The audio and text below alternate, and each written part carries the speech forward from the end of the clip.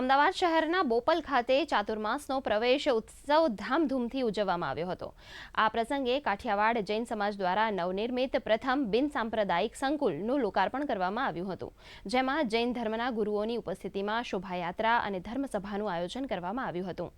નવનિર્માણ પામેલા આ સંકુલ ખાતે સાર્વજનિક રીતે અનેકવિધ સેવાકીય કાર્યો, મેડિકલ સેવા, જીવદયા અને જુદા જુદા શૈક્ષણિક કાર્યો કરવામાં આવશે।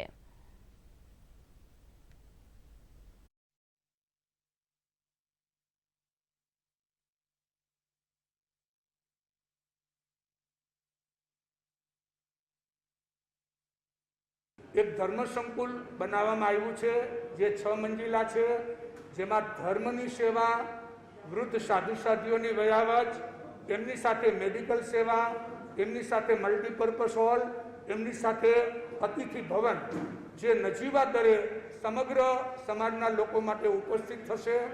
દર વર્ષે ચાતુર્માસ દ્વારા સમાજને વ્યસન ત્યાગ, આરોગ્યની વૃદ્ધિ, સંસ્કારનું સિંચન, યુવા જીવનનું ઘડતર, ઓનલી ફોર માત્ર કેરિયર નહીં પણ કેરેક્ટર ઇઝ લાઈફ, એ સંસ્કાર અહીંયાથી સમગ્ર સમાજને આપવા માટે આ 21 કરોડના ખર્ચે સંકુલ બન્યું છે।